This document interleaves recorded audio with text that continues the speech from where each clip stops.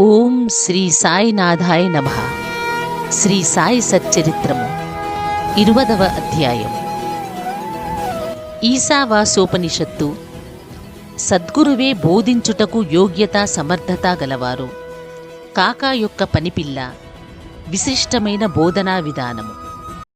ఈ అధ్యాయములో దాసగణుకు కలిగిన ఒక సమస్యను కాకాసాహెబ్ ఇంటిలోని పనిపిల్ల ఎట్లు పరిష్కరించెనో హేమాడ్ పంత్ చెప్పెను. మౌలికముగా సాయి నిరాకారుడు, భక్తుల కొరకు ఆకారమును ధరించెను. ఈ మహాజగన్నాటకమునందు మాయయను నటి సహాయముతో వారు నటుని పాత్ర ధరించిరి. సాయిని స్మరించి ధ్యానించెదముగాక.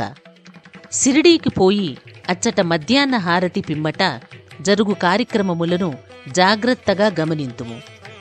హారతి అయిన పిమ్మట సాయి మసీదు బయటకు వచ్చి గోడ పక్కన నిలిచి ప్రేమతోనూ దయతోనూ భక్తులకు ఊదీ ప్రసాదమును పంచిపెట్టుచుండిరి.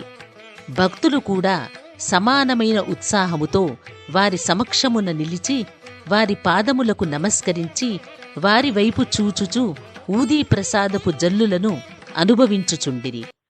బాబా భక్తుల చేతులలో పిడికిళ్లతో ఊదీపోయుచు వారి నుదుటిపై తమ చేతులతో ఊదీ బొట్టు పెట్టుచుండిరి. వారి హృదయమున భక్తుల ఎడ అమితమైన ప్రేమ. బాబా భక్తులని ఈ క్రింది విధముగా పలకరించుచుండిరి. అన్నా, మధ్యాహ్న భోజనమునకు పొమ్ము.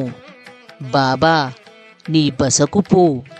బాపూ, భోజనము చేయుము. ఈ విధముగా ప్రతి భక్తుని పలకరించి ఇంటికి సాగనంపుచుండిరి.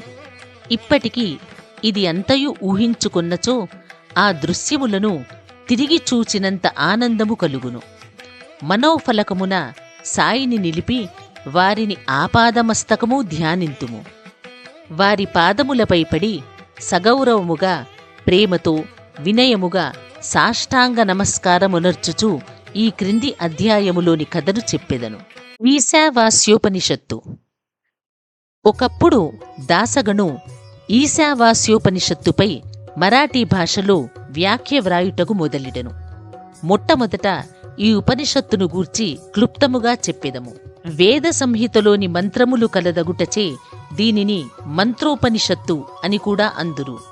ఇందులో యజుర్వేదములోని 40వ అధ్యాయముగు వాజసనేయ సంహితయుండుటచే దీనికి వాజసనేయ సంహితోపనిషత్తని కూడా పేరు. వైదిక సంహితలుండుటచే దీనినితర ఉపనిషత్తుల కన్నా శ్రేష్టమని భావించెదరు. దీనికొక ఉదాహరణము. ఉపనిషత్తునన్నిటిలో పెద్దదియగు బృహదారణ్యకోపనిషత్తు ఈ ఈశావాస్యోపనిషత్తుపై వ్యాఖ్యయని పండితుడగు సాత్వలేకర్ గారు భావించుచున్నారు. ప్రొఫెసర్ రానడే గారిట్లనుచున్నారు. ఈశావాస్యోపనిషత్తు మిక్కిలి చిన్నదైనప్పటికీ దానిలో అంతర్దృష్టిని కలిగించు అనేకాంశములున్నవి. 18 శ్లోకములలో ఆత్మగూర్చి విలువైన అపురూపమగు వర్ణన, అనేకాకర్షణలకు దుఃఖములకు తట్టుకొను స్థైర్యము గల ఆదర్శ యోగీశ్వరుని వర్ణన ఇందులున్నవి. తరువాతి కాలమున సూత్రీకరింపబడిన కర్మయోగ సిద్ధాంతముల ప్రతిబింబమే ఈ ఉపనిషత్తు.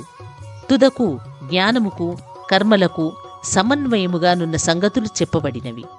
జ్ఞానమార్గమును కర్మయోగమును సమన్వయము చేసి చెప్పుట ఈ ఉపనిషత్తులలోని సారాంశము. ఇంకొక చోట వారిట్లనిరి.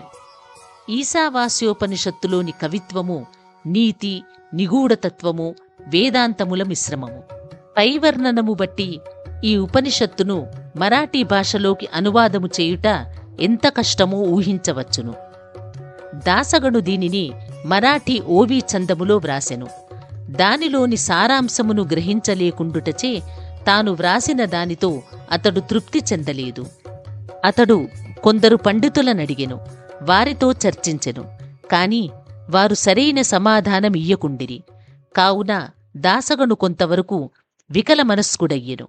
సద్గురువే బోధించుటకు యోగ్యత సమర్థత గలవారు. ఈ ఉపనిషత్తు వేదముల యొక్క సారాంశము. ఇది ఆత్మ సాక్షాత్కారమునకు సంబంధించిన శాస్త్రము. ఇది జనన మరణములనే బంధనములను తెగగొట్టు ఆయుధము లేదా కత్తి.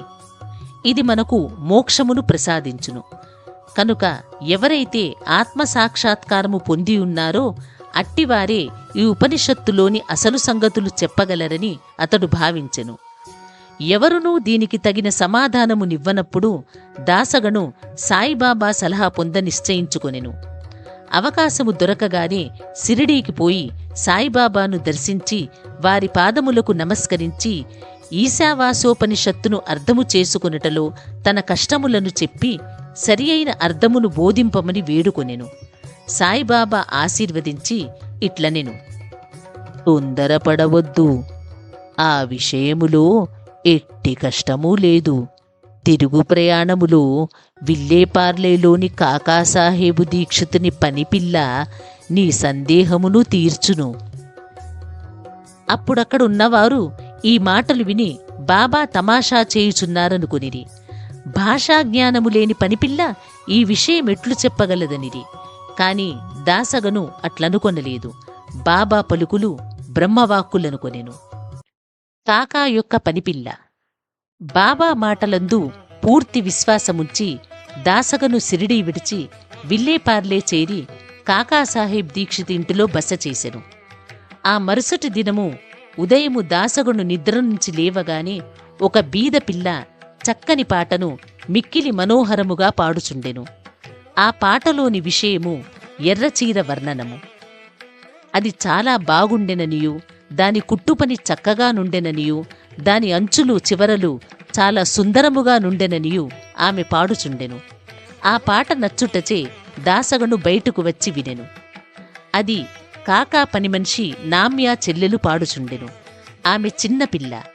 ఆమె చింకిగుడ్డ కట్టుకొని పాత్రలు తోముచుండెను. ఆమె పేదరికము, ఆమె సంతోషభావమును గాంచి దాసగను ఆమెపై జాలిపడెను. ఆ మరుసటి దినము రావు బహద్దూర్ ఎంవి ప్రధాన్ తనకు దోవతుల చాపులివ్వగా ఆ పేద పిల్లకు చిన్న చీర నిమ్మని చెప్పెను. రావు బహద్దూర్ ఒక మంచి చిన్న చీరను కొని ఆమెకు బహుకరించెను. ఆకలితో నకనకలాడుతున్న వారికి విందు భోజనము దొరికినట్లు ఆమె అమితానంద పరవశురాలయ్యెను. ఆ మరుసటి దినము ఆమె ఆ కొత్త చీరను ధరించెను. అమితోత్సాహముతో తక్కిన పిల్లలతో కలిసి గిర్రున తిరుగుచూ నాట్యము చేసెను. అందరికంటే తానే బాగుగా ఆడిపాడెను. మరుసటి దినము చీరను పెట్టెలో దాచుకుని మామూలు చింకిబట్ట కట్టుకుని పనిచేయుటకు వచ్చెను. కాని ఆమె ఆనందమునకు లోటు లేకుండెను. ఇదంతయు చూసి దాసగను జాలిభావము మెచ్చుకోలుగా మారెను. పిల్ల నిరుపేద కాబట్టి చింకిగుడ్డలు కట్టుకొనెను. ఇప్పుడు ఆమెకు కొత్త చీర కలదు. కాని దానిని పెట్టెలో దాచుకొనెను.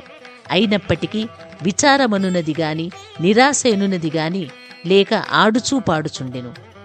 కాబట్టి కష్టసుఖములను భావములు మన మనోవైఖరిపై ఆధారపడియుండునని అతడు గ్రహించెను.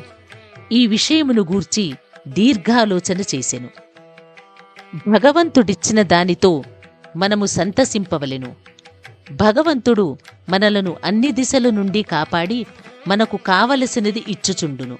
కాన భగవంతుడు ప్రసాదించినదంతయు తన మేలు కొరకే అని గ్రహించెను. ఈ ప్రత్యేక విషయములో ఆ పిల్ల యొక్క పేదరికము, ఆమె చినిగిన చీర, కొత్త చీర, దానమిచ్చిన దాత, దానిని పుచ్చుకొనిన గ్రహీత, దానభావము ఇవి అన్నీ భగవంతుని అంశములే. భగవంతుడు ఈ అన్నిటియందు వ్యాపించి ఉన్నాడు. ఇచ్చట దాసగను ఉపనిషత్తులలోని నీతిని అనగా ఉన్నదానితో సంతుష్టి చెందుట, ఏది మనకు సంభవించుచున్నదో అది ఎంతయు భగవంతుని యాజ్ఞచే జరుగుచున్నదన్నదనియు తుదకది మనమేలు కొరకే అనియు గ్రహించెను. ఇచ్చట దాసగను ఉపనిషత్తులలోని నీతిని అనగా ఉన్నదానితో సంతుష్టి చెందుట, ఏది మనకు సంభవించుచున్నదో అది ఎంతయు భగవంతుని ఆజ్ఞచే జరుగుచున్నదనియు తుదకది మన మేలు కొరకే అనియు గ్రహించెను. విశిష్టమైన బోధనా విధానము. పైకథను బట్టి బాబా మార్గము మిక్కిలి విశిష్టమైనదనియు అపూర్వమైనదనియు పాఠకులు గ్రహించియే ఉందురు.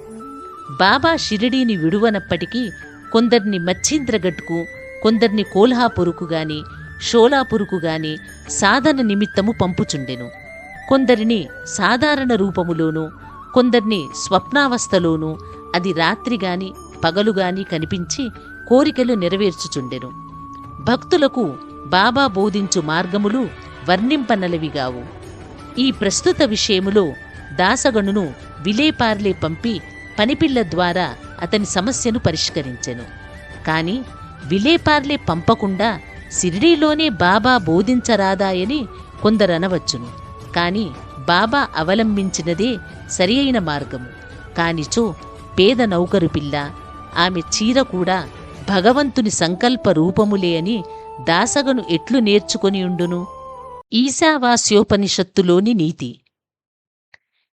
ఈశావాస్యోపనిషత్తులోనున్న ముఖ్య విషయము అది బోధించు నీతి మార్గమే. ఈ ఉపనిషత్తులోనున్న నీతి దానిలో చెప్పబడిన ఆధ్యాత్మిక విషయములపై ఆధారపడి ఉన్నది.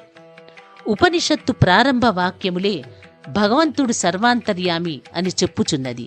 దీనిని బట్టి మనము గ్రహించవలసినదేమనా, మానవుడు భగవంతుడిచ్చిన దానితో సంతుష్టి చెందవలెను. ఏలయన భగవంతుడు అన్నిటియందు కలవాడు. కావున భగవంతుడేది ఇచ్చెనో అది ఎల్లా మన మేలు కొరకే అని గ్రహించవలెను. దీనిని బట్టి ఇతరుల సొత్తుకై ఆశించరాదనియు ఉన్నదానితో సంతుష్టి చెందవలెననియు భగవంతుడు మన మేలు కొరకే దానినిచ్చియున్నాడనియు కావున అది మనకు మేలు కలుగజేయునుదనియు గ్రహించవలెను. దీనిలోని ఇంకొక నీతి ఏమనా, మనుష్యుడెల్లప్పుడూ ఏదో తనకు విధింపబడిన కర్మను చేయుచునే ఉండవలెను. శాస్త్రములో చెప్పిన కర్మలు నెరవేర్చవలెను. భగవంతుని ఆజ్ఞానుసారము నెరవేర్చుట మేలు. ఈ ఉపనిషత్తు ప్రకారము కర్మ చేయకుండా నుండుట ఆత్మనాశనమునకు కారణము. మానవుడు శాస్త్రములో విధింపబడిన కర్మలు నెరవేర్చుట వలన నైష్కర్మ్యాదర్శము పొందును. ఏ మానవుడు సమస్త జీవరాశిని ఆత్మలో చూచును, ఆత్మ అన్నిటి అందున్నట్లు చూచును, వేయేల సమస్త జీవరాశియు సకల వస్తువులు ఆత్మగా భావించును, అట్టివాడెందుకు మోహమును పొందును, వాడెందులకు విచారించును? అన్ని వస్తువులతో ఆత్మను చూడకపోవుటచే మనకు మోహము, అసహ్యము, విచారము కలుగుచున్నవి. ఎవడైతే సకల వస్తుకోటిని ఒక్కటిగా భావించును, ఎవనికైతే సమస్తము ఆత్మయొగును, అతడు మానవులు పడు సామాన్య బాధలకు దుఃఖ వికారములకు లోనుగాడు. 20వ అధ్యాయము సంపూర్ణము. సద్గురు శ్రీ సాయినాథార్పణమస్తు. శుభం భవతు. ఈ వీడియో మీకు నచ్చినట్లయితే లైక్ చేయండి, షేర్ చేయండి, మా ఛానల్ని సబ్స్క్రైబ్ చేయండి. మా పాఠకులు ఎక్కడ ఉన్నా సులభముగా సాయి సచ్చరిత్ర 53 అధ్యాయాలు వినుటకు మరియు తెలుసుకునుటకు సనాతన నిధి అప్లికేషన్ ప్రతి అధ్యాయము వీడియోలుగా చేసి మీకు అందిస్తున్నాము. సనాతన నిధి యాప్ని డౌన్లోడ్ చేసుకుని సాయిబాబా జీవితగాథను తెలుసుకోండి మరియు ప్రత్యేక క్విజ్ కార్యక్రమంలో పాల్గొని విజేతలుగా నిలవండి. ప్రతి అధ్యాయం తరువాత క్విజ్లో పాల్గొని మీ పరిజ్ఞానాన్ని పరీక్షించుకోండి మరియు బహుమతులు గెలుచుకోండి. మీ కుటుంబంతో కలిసి ఈ ఆధ్యాత్మిక ప్రయాణంలో పాల్గొనండి. ఇప్పుడే డౌన్లోడ్ చేసుకోండి సనాతన నిధి యాప్. గూగుల్ ప్లే స్టోర్ మరియు యాపిల్ యాప్ స్టోర్లో అందుబాటులో ఉంది. మరిన్ని వివరాలకు మా వెబ్సైట్ని సందర్శించండి.